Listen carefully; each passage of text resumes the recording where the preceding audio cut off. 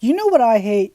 Grammar. Oh man, so do I. If only one man would stand up against one form of speech. I have just the man for you. Meet Egamer, everyone's favorite far-right bigot. Hey, we both covered him recently. Wait, did he do a video about pronouns? Yes, he did. Pronouns are the worst type of grammar.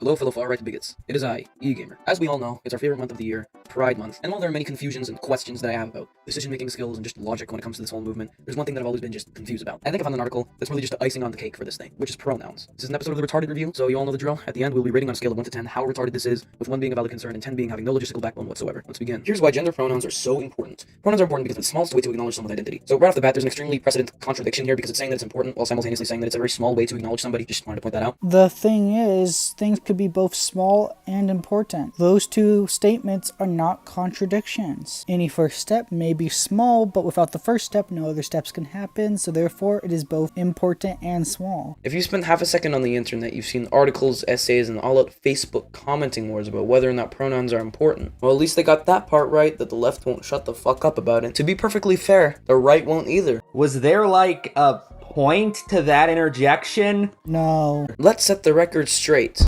They are. I love how they don't say, we think they are, or in our personal opinion, they are, or due to our personal beliefs and our perspective on this world, we have come to the conclusion that they are. They basically just go, yeah, from an objective standpoint, they just are. Oh no, they aren't needlessly adding the qualifier that it's their opinion, even though it's pretty obvious it's their opinion. I mean, you managed to figure that out without them outright saying it. So what would be the point of adding it exactly? By the way, 17 isn't a scientific paper, it's just a magazine, so of course it's just opinions and not scientific. Man, next you're going to tell me the writers at Entertainment Weekly are editorializing slightly. Does your... I don't know what the fuck that is. I pray to, like, any holy creature out there that this man is joking, because if he does not know what BFF is, best friend forever, I will literally die. Who would win, an article talking about pronouns or a man who doesn't know what a BFF is? Want to go by a different pronoun? You have questions? Maybe you want to be a true LGBTQ plus ally and learn more about trans experiences?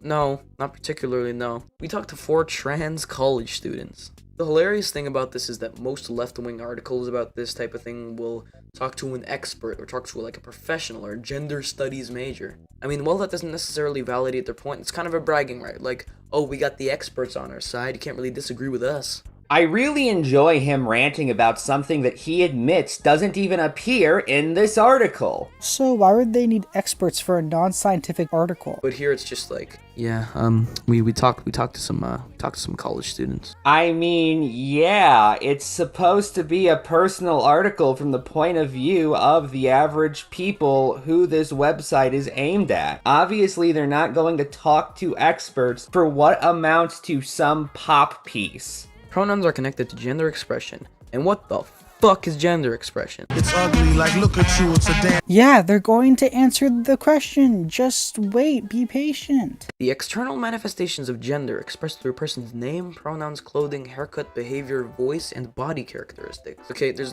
several things here that I'm just confused about. Body characteristics are biological, regardless of how you express yourself. Can you define body characteristics? Having pierced ears can be seen as one, but that doesn't mean it's biological, now does it? Out of all people, Mr. Blue Hair and Pronouns over here should know that you could change your hair color. Your chromosomes and your bone structure and your reproductive system remain the same.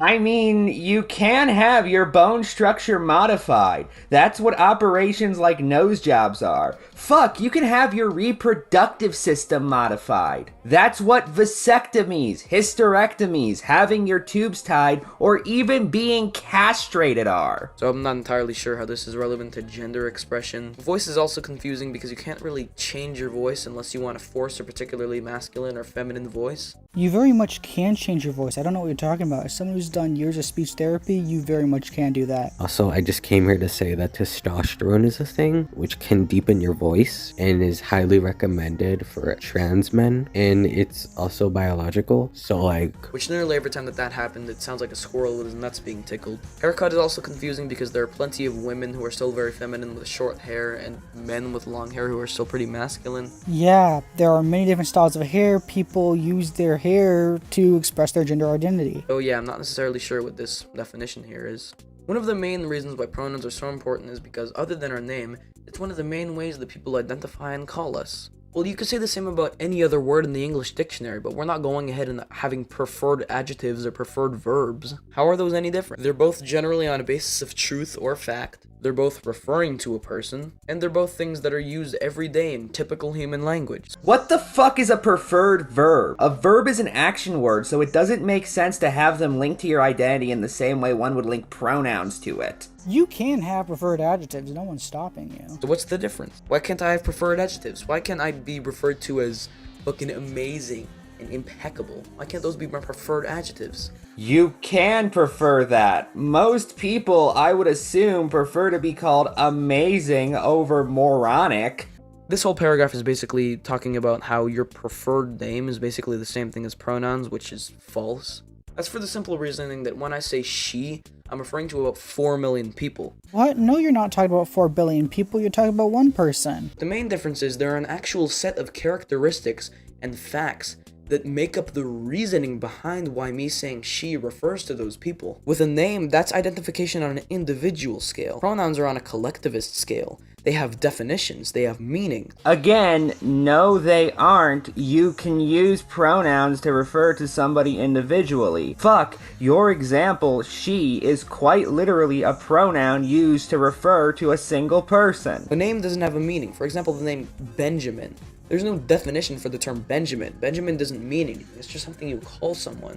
This is just false. Most names, if not all, have meaning. In fact, Benjamin has 2 different meanings. Son of the right hand or son of the south, so you are wrong. She, her, he, him, all these things do mean something. So yeah, that's the difference.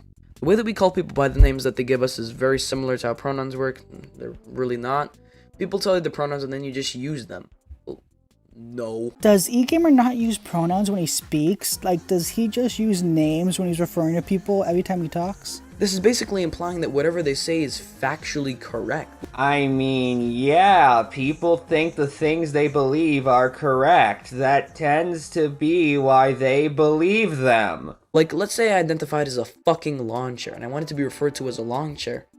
I'm not a lawn chair, it's that simple. Okay, we're getting into xenogender discourse. Xenogenders are usually misunderstood by people like Egamer. Using Egamer's example, lawn chair gender. Now, that person, if they identify that way, they're not literally saying they are a long chair. That's where he misunderstands. What they are saying is they're using those terms that are already used to say that those words are how they choose to express their gender identity. They don't mean they literally are that thing. They're just saying that they believe that those words, in this case lawn chair, represent their gender the best. So referring to me as a lawn chair, whether or not I want to be referred to as a lawn chair, is misidentifying me. Your pronouns are your choice.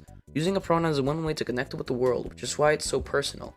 In my opinion, gender is a universe. A universe.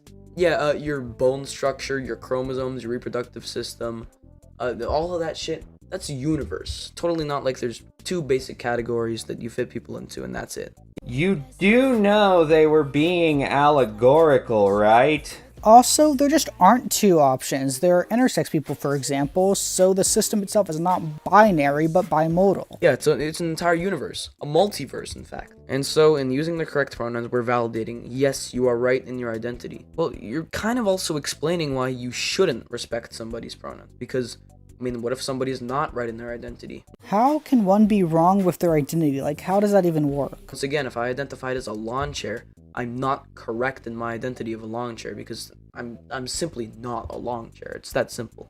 Encourage your family and friends to think about pronouns. Why? Why would I? What? Why? They are literally going to tell you, just be patient. Like, This is really intriguing to me. So intriguing that you won't even read a little bit down to figure out the answer to your question. Left will often use the argument that it's none of your business, just stay out of it. Somebody's identification, that's not your business. But here they're directly making it people's business. Specifically friends and family. Now, friends and family, you probably want to let those people know what's going on in your life. Anyway, neither of us wrote final thoughts, so, Pepper,